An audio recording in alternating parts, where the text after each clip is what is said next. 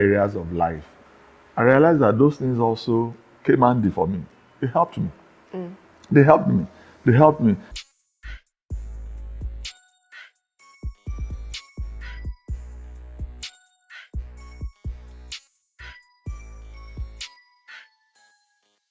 Hello there. My name is Pastor Tola Odutola.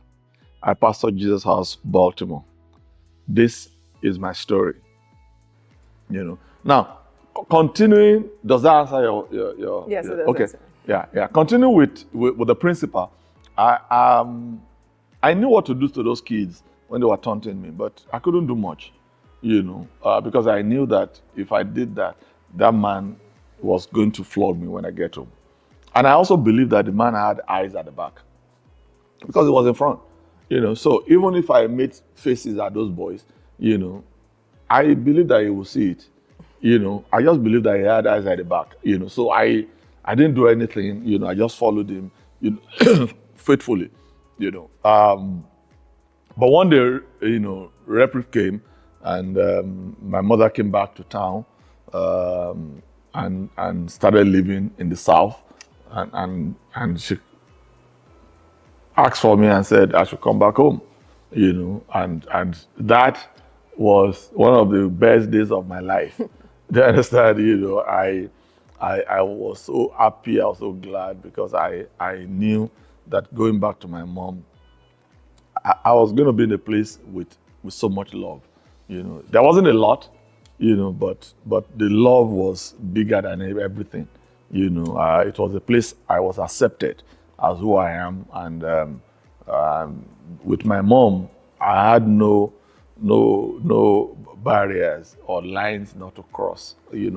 I spoke freely with her. I talked to her, and many things. Yeah. Did you ever ask her why she sent you to live with the principal? I didn't, because I just felt maybe it was for my good, and I just felt, okay, maybe she thought I was rascally and all that, and they needed to put me with someone that can, shape me, as it were, so I never did. My mom is a total, animal on its own, because my mom had a lot of beliefs, myths and all that, one of it is that she believes if she wants to go out, somebody has to meet with her at the door, and I was the only person she will ever allow to meet her at the door, and I always asked her, I said, well, why do you do that? She said, you are going to be very great, and I only want to see great people when I wake up or go out, Honestly, how she believed that thing so much, that if my mom was going and I was in the field playing soccer, if she meets anyone on the road first, coming down the stairs, and she doesn't like the person, she goes back and she takes off her headgear and things, and then she says, go and call Tola. Then when they call me, then she gets dressed again. She said, okay, now I'm going out. You stand at the door. And as I'm coming out, you walk, back to me. Very interesting. I still remember like yesterday, and I'm saying, I don't understand this myth and whatever, but she believed in it, and I think it just worked for her. Do you understand? And that was my mom.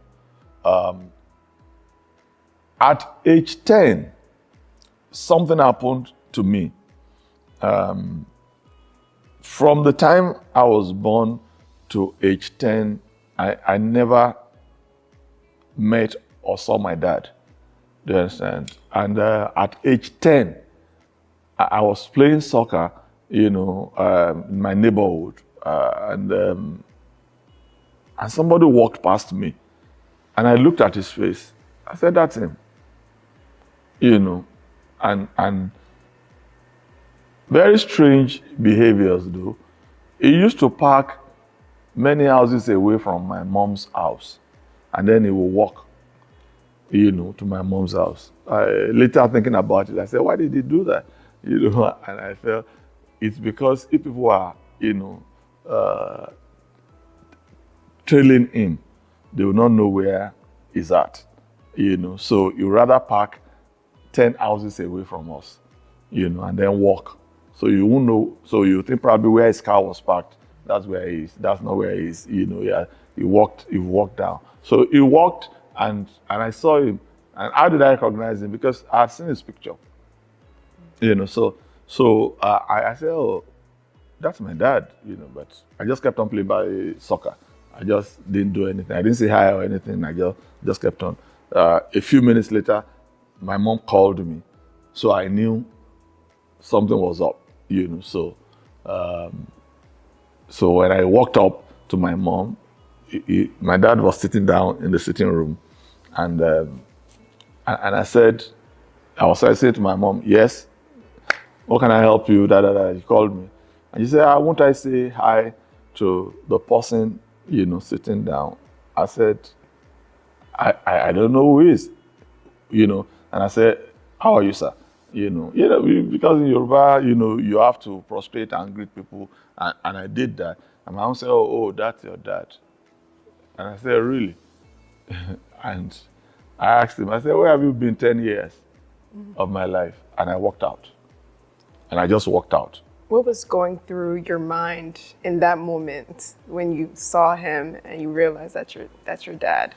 Anger, resentment, whatever you can call it. I felt it was irresponsible. I felt, how could you bring someone to your world and then you don't see them for 10 years? And now you want to take authority up in 10 years. I don't know why I came there that day, but that was the way I saw it. Do you understand? And I said, no, it's not going to happen, So I just walked out.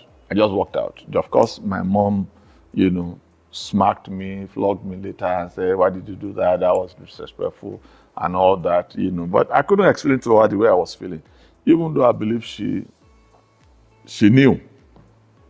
Because I don't think there was anything that I was feeling that she also didn't understand some of it. There's a difference between understanding and you being the one walking the shoes. Do you understand? So there are two different things. Do you understand? And for me, as a young man, then my mind was racing, and saying, okay, what is this man coming here to do? Anyway, that went and we never saw each other again until I was 19, and there's a lot, to say. Now, at age 10, there was this uncle of mine. I remember he used to come to our house. He's also my mom's cousin, but I loved him very much. He passed away about 3 years ago in his 80s, till he passed away when I used to call him by his nickname. Do you understand? His nickname was 7 and 6. Honestly, I think it was 83 or 84 that he passed away. And until he died, I was still calling him 7 and 6. And even with 7 and 6, then we now, the name metamorphosized into Antana. So we started calling him Antana. He grew up in Lagos. He was my mom's cousin. My mom's from Badon. And he grew up in Lagos, so those people that, grew up in Lagos but never went back home, he would just go back home once in a while. But he loved me.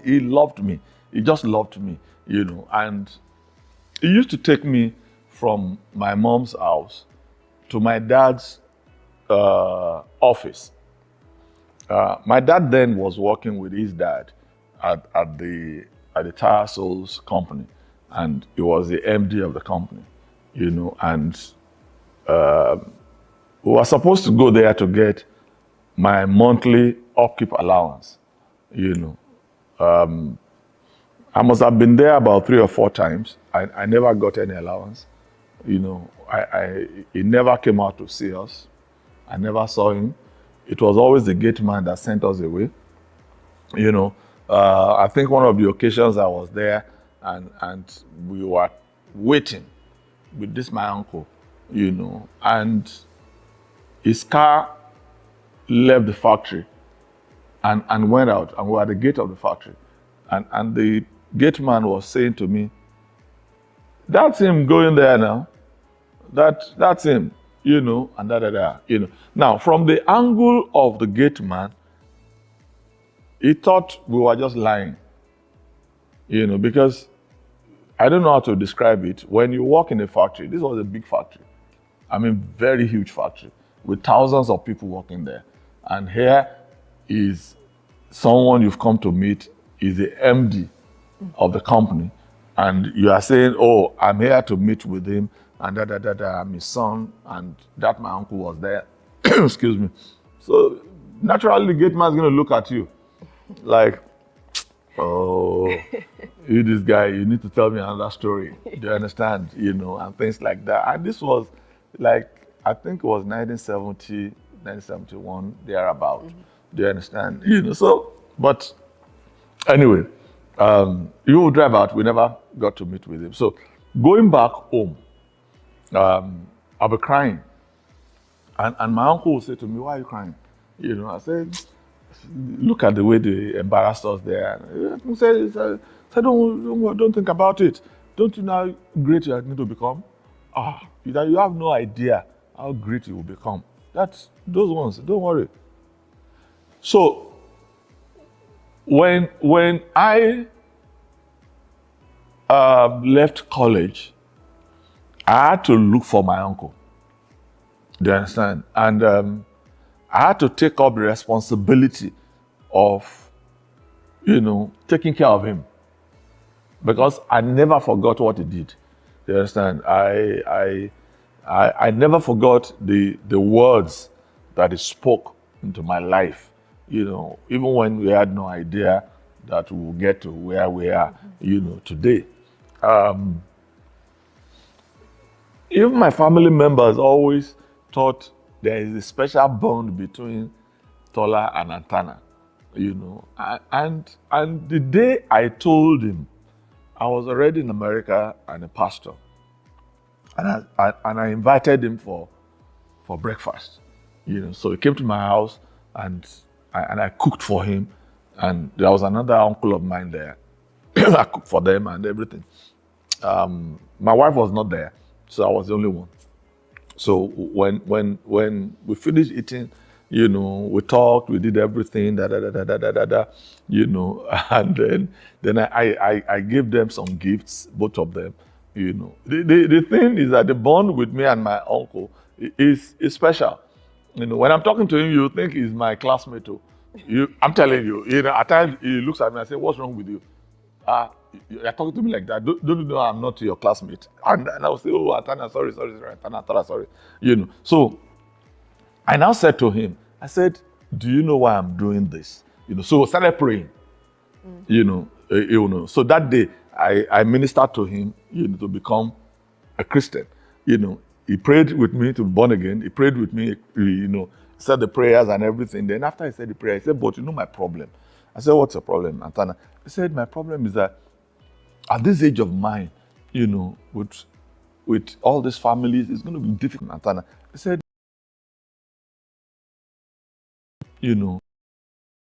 all me, because the pressure will be too much, which I understood very well. Do you understand? Because my mom was from a Muslim family. Okay. Do you understand? She also became born again, many years later in her life, So I now said to my uncle, I said, do you know why I'm doing this? He said, no, I said, I now reminded him of whom you are a blessing to, or you are helping, how God will use them in latter years to help. Well, that brings us to the end of this episode. A huge thank you to Pastor Tola for sharing such powerful and personal stories with us.